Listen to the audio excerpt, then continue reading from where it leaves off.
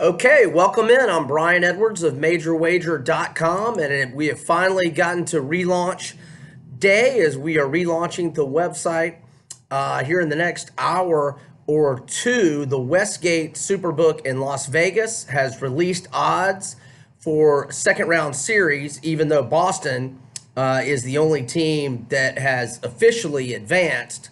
But we've got many other teams that are up 3-1 and on the verge of moving to the semifinals of the respective Eastern and Western Conference playoffs. All right, so I want to hit on, not only we will get to those odds, but I want to hit on some major points today. First off, the NBA futures have also been adjusted, and I'm liking what I'm seeing out of the Celtics right now. They obviously had a tumultuous offseason. Regular season. And, with Gordon Hayward and Irving out for the playoffs last year, Rozier and Tatum and Brown, they really stepped up and played big. They're young guys. They get to the East Finals. Had a lead for a good stretch of that game against Cleveland at home in Game 7, but end up, losing, I believe it was an 87-79 final. And then, Hayward and Irving, very highly paid veterans, they come back. And it kind of took a while to get everybody's roles figured out. Rozier wasn't getting as much playing time and therefore not as many shots, et cetera, et cetera.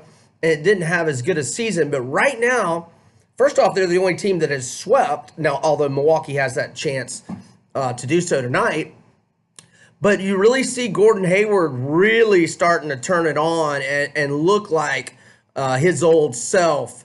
Yesterday in the clincher, Game 4, he led 7 double-figure scorers with 20 points, and he was 7 of 9 from the field, hit all 3 of his trays.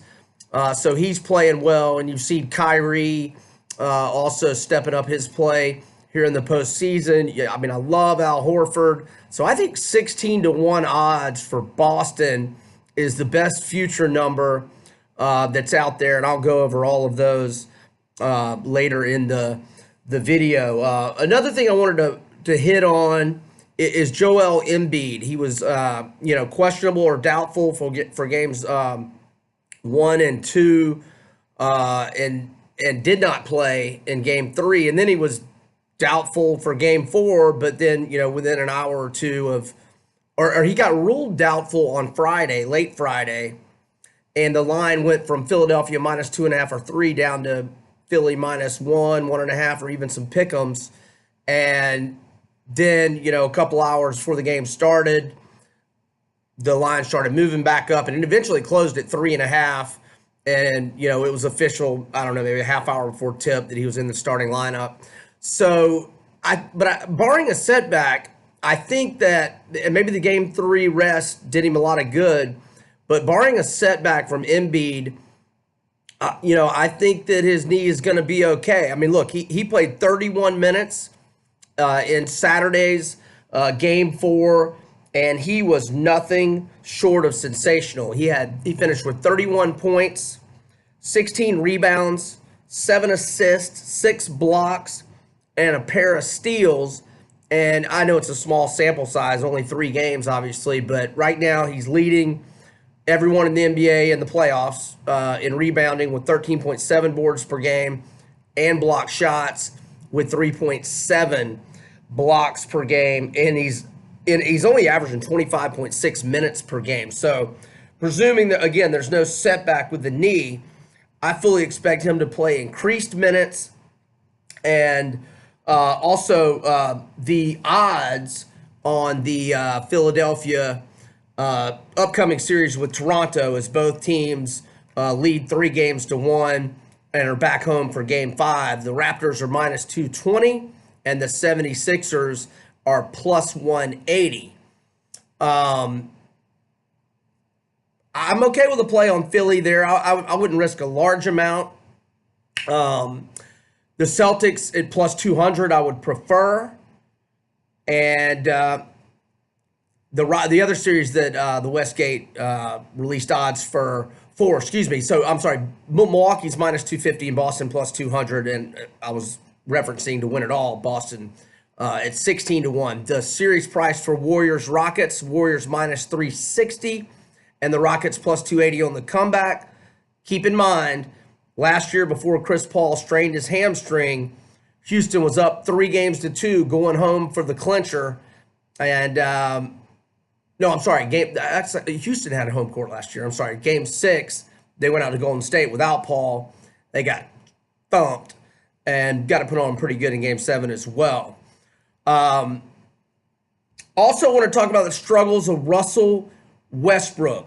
He's been completely outplayed by Damian Lillard, and they've got a rivalry going way back. There's been a lot of all-star snubs by Lillard in favor of Westbrook, and he's really made a point in these playoffs to, get his team in a position with a 3-1 lead going back home. And he's also tied with Kevin Durant for most for scoring average in the playoffs so far. Both guys averaging 28.8 points per game. Kawhi Leonard at 28.0 points per game. Harden 27.7. Blake Griffin only playing in Game 3 at had 27 points in that game. So Westbrook, 29 of 80 from the field, 36.3%. That's just not going to get it done for OKC. And, there were a lot of concerns about Paul George's shoulder injury. He's done his part. George, I know I wrote down his stats here. He is averaging, where did I put it? Okay, I got it right here.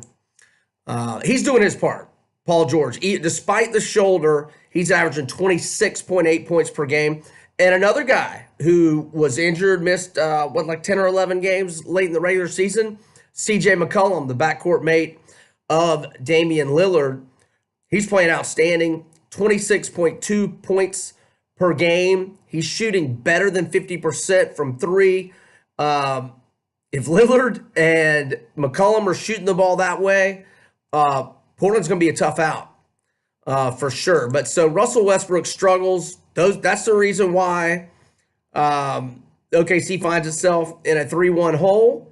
And perhaps Sam Presti and maybe even Billy Donovan, although I think Donovan got an extension last year, but whatever, you can get around those things. They might be on the hot seat, and I'd say it's because of Russell Westbrook and his inability to perform at his usual level so far against Damian Lillard and CJ McCollum and the Trail Blazers. So those are the key developments. McCollum looks healthy. Embiid looks healthy. Westbrook struggling. And I like what I'm seeing out of the Boston Celtics. Forget about the tumultuous regular season. They look on point right now. And let's also remember in a matchup with the Bucks next series, whereas Boston was using the regular season to adjust everyone's minutes with Hayward back and Irving back and Rozier, and then Tatum and Brown playing different minutes, and those guys, Hayward's coming off the bench now. But anyway, Milwaukee is going to be dealing with Malcolm Brogdon coming back. Well, they hope they're going to have Malcolm Brogdon back. We don't know yet, but he is projected to be back in the next week or so, as is Paul Gasol. So those are two key players that they got to be reintegrated into the rotation. I don't know that we take away a lot from Milwaukee's been pimp slapping Detroit. Easily covered for first quarter and first half bets on Saturday. They covered for the game as well, not quite as easily as the first quarter and first half, but and again, I think Milwaukee puts it on Detroit again tomorrow. And I like the first quarter and the first half more so than the game, which is Milwaukee is now up to my live odds here. They're a 13-point favorite at Detroit tonight. The total is 220.5. You look at the first half number for Milwaukee, 7.5, and the first quarter is 4.5. I like both of those plays on the Bucks. As for Houston at Utah, I could see Utah showing some pride tonight. I mean, they're not a bad team at all. Houston is just an elite team and holds a 3-0 series advantage. Okay, for your updated futures, the Warriors are minus 160. They had dipped down to minus 140 at some spots after losing that game 2 to the Clippers. Now, they failed to cover yesterday, but they did cover for me in the first quarter, and they got a fortunate cover in the first half with that late shot and foul on KD. The Bucks have the second shortest odds to win the NBA title at 5-1. Then you have the Rockets at 6-1, the Raptors at 8-1, the one I'm recommending, the Celtics at 16-1. And remember, when Boston went to Golden State this year, they dealt out a pimp slap, 128-95, and that was as a 6.5-point underdog. So, and then further on to the future odds, the 76ers are 30-1, the Nuggets are 30-1, Trailblazers 30-1. Thunder 100-1, Spurs 100-1, Jazz 1,000-1, Nets and Magic are both 10,000-1, along with the Clippers and the Pistons. So the only series we have not mentioned is Denver against San Antonio. San Antonio got out to the hot start, covered for first quarter bets on Saturday afternoon, but about mid-second quarter, the Nuggets started knocking down their threes, took the lead, and it was all Nuggets in the second half. And now that series is knotted 2-2 as they go back to Pepsi Center for tomorrow night's game. And Denver is a 5.5-point chalk with a total of 211.5 or 212. And Portland, Oklahoma City, also tomorrow night, back in Rip City. And the Trailblazers are 3.5-point home favorites with a total of 219.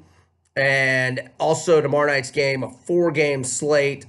Toronto, 11.5-point home favorite against Orlando, total of 206. And Brooklyn's an 8-point dog in the city of brotherly love with a total of 230. And then, again, Golden State, minus 14 for their closeout game at Oracle Arena. That one's not until Wednesday, and that has a total of 235. The Clippers covering yesterday for the game, and that one going under the number. The Clippers actually surged in front for a little while, mid to late third quarter, and that was a big development. If they could have knotted that series, future bettors would have seen Golden State, rather than go back up to 160, might have been reduced to maybe even a 130 or 120. But right now they're minus 160. So I'm Brian Edwards of MajorWager.com. This is our NBA video that we're going to put on the homepage as we relaunch here in the next hour. Thank you for joining us.